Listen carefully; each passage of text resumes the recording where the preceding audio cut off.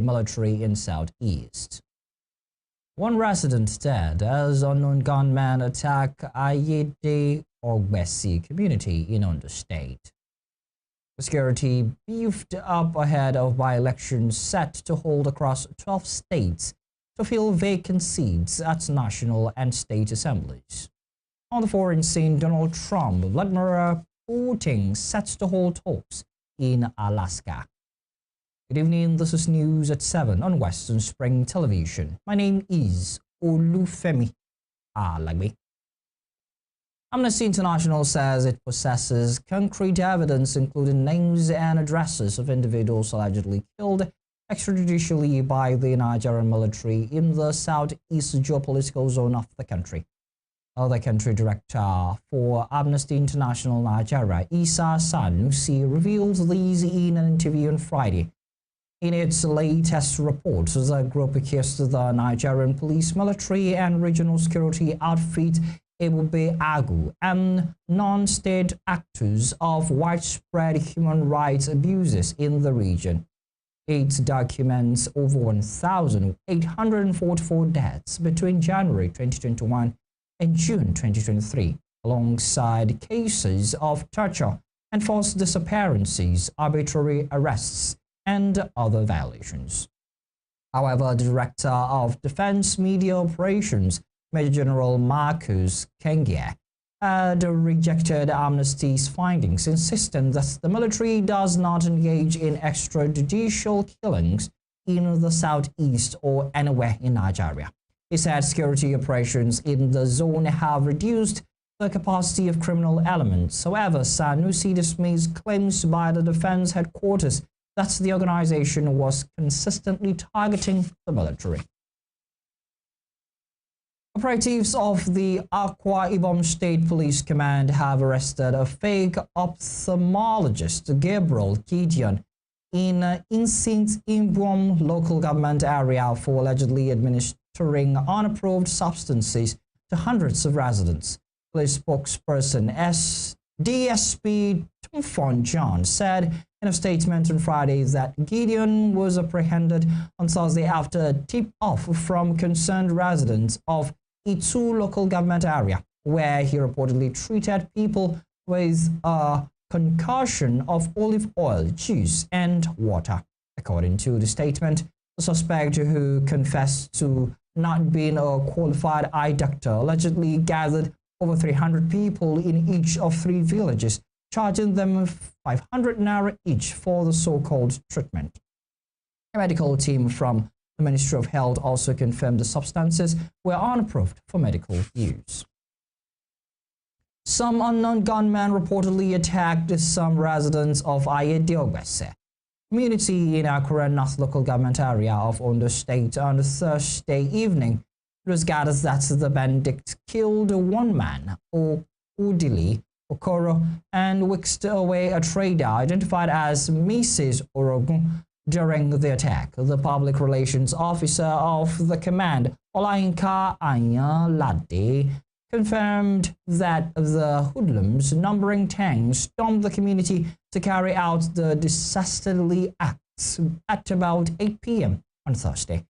He said efforts were going to ensure the rescue of the kidnapped victims unhurt and to arrest the perpetrators. The PPRO added that the Commissioner of Police had visited the Ayede Ogbese and ordered all tactical commanders to do everything possible to ensure that the victim was rescued unharmed.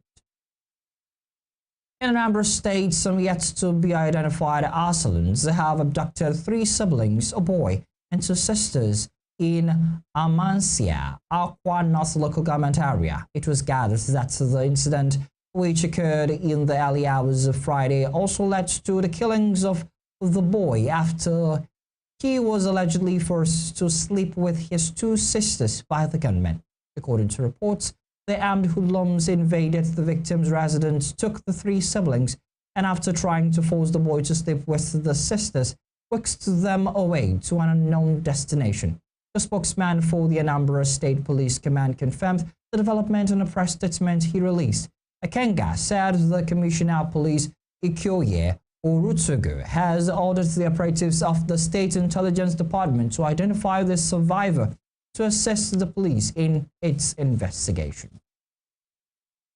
An official of the National Agency for the Prohibition of Trafficking in Person, NAPTIP, in Rivers State, Uamaka Ikediashi, has said parents of some minors who were brutally flogged by a pastor during a spiritual cleansing exercise need counseling. Ikediashi stated this in an interview on Friday during an update of the incident and actions taken by the agency. The pastor, identified as Ofediora Joseph in Rivers State, was arrested by the police for flogging children during a 3-day program under the guise of spiritual cleansing. Following the pastor's arrest, some of the children and their parents appeared at the police station in Port Harcourt, singing and dancing to show solidarity with the pastor. The parents insisted that they gave full consent to the pastor to carry out the spiritual act on their children. However, the NAPTIP official said the parents involved need counseling. In the meantime, the federal government has revealed that at least 12 of the Nigeria's 246 custodial centers are currently undergoing rehabilitation. Minister of Interior Olubunmi Tunjiojo made this known on Thursday during an interview on Thursday, noting that many of the correctional facilities are over a century old and in their need of upgrades. He explained that some of the centers did not have medical doctors until President Bola Tinubu approved the employment of doctors for the facilities. On what the government was doing to fortify the custodial centers, the minister said a lot was ongoing. To education, the Nigeria Education Loan Fund, NELFund, says it has disbursed 86 billion naira to support for 149,000 students out of 735,000 applications received so far under its students' loan scheme. NELFund Managing Director Akintunde Sawyer, in an interview on Friday, detailed the scope of the loan program and its daily growth. He noted that as of Friday morning, 742,000 students have registered on the portal and have been cleared as potential applicants. Of that number, Sawyer disclosed that 735,000 have applied for the loan, meaning that they have completed the process and formally submitted the applications. Sawyer also explained that the turnaround time for loan processing is between 30 to 45 days, provided applicants meet all criteria. Weighing on the ongoing investigation into the scheme, the NELFund chief acknowledged concerns about accountability. The Independent Corrupt Practices and Other Related Offences Commission, ICPC, announced in May that it had opened an investigation into alleged discrepancies in the disbursement of student loan, claiming 71 billion naira was unaccounted for. Now to politics. The All Progressives Congress, APC, has dismissed claims that a Canadian court labeled the party as a terrorist organization.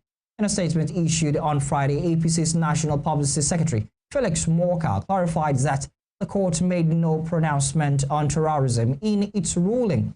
This follows reports by some media outlets on Thursday alleging that the Canadian court had declared both the APC and the People's Democratic Party (PDP) as terrorist organizations.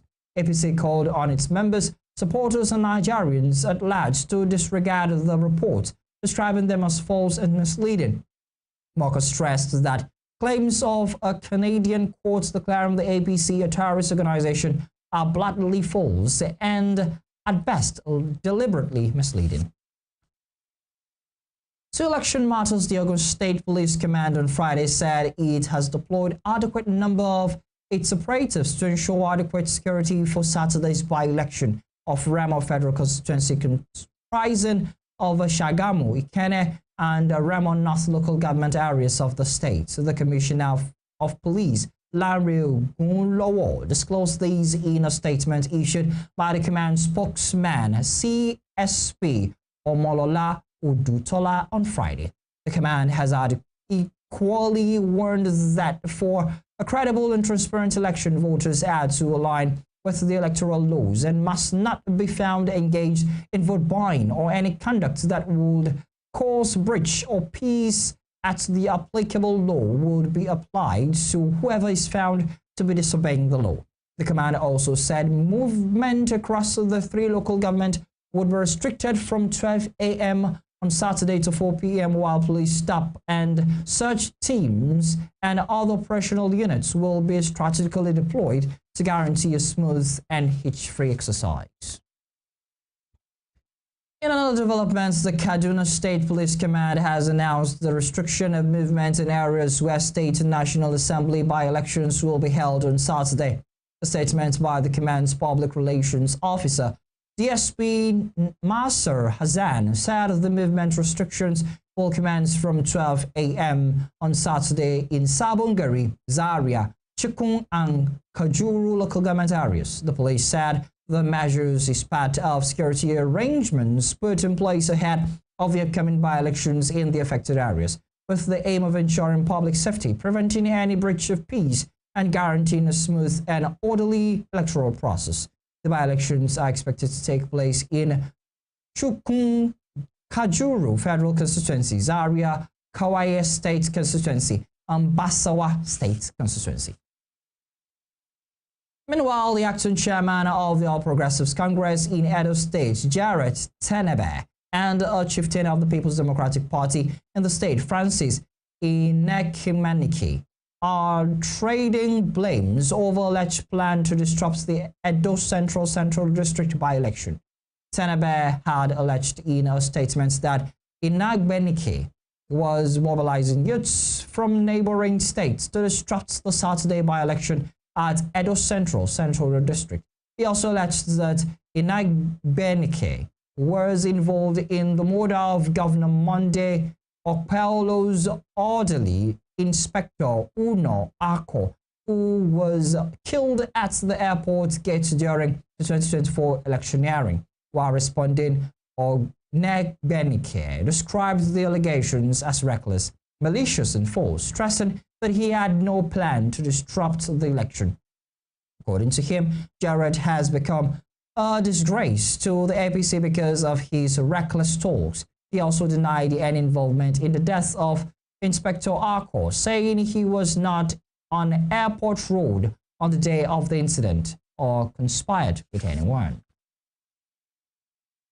The Independent National Electoral Commission (INEC) says 4 out of 27 local government areas of Ondo State are still not secure to conduct the 2025-2026 continuous voter registration exercise in their headquarters.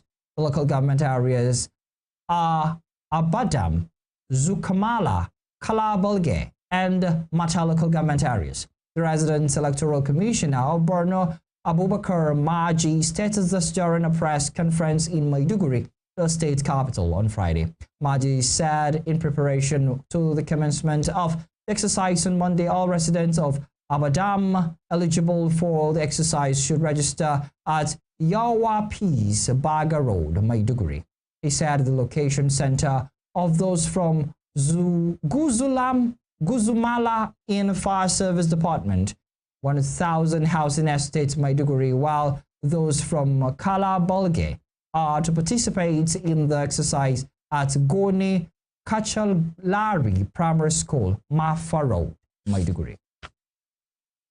In Yobe State's Governor Mai Malabuni has directed an immediate response to provide life supportive assistance to areas heavily affected by flooding on Friday.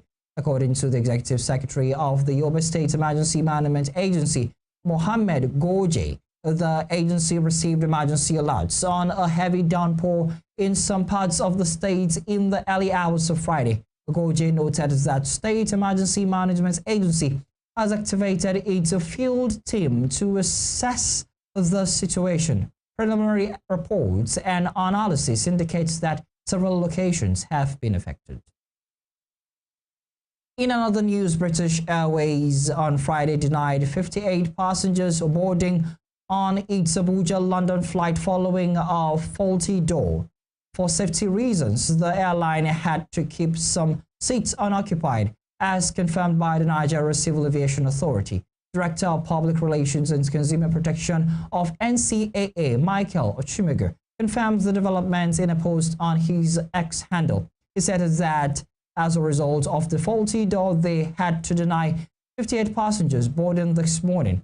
Achimogo advised passengers that the first resort in situations like that is to locate the NCAA Consumer Protection Officer at the terminal, and they will ensure that their right to care is protected.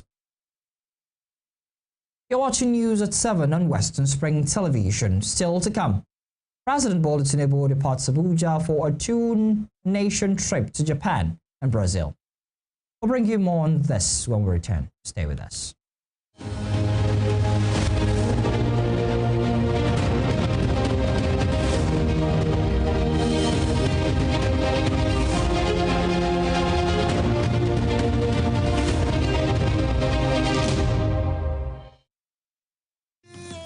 The MTN Mega Billion promo is here.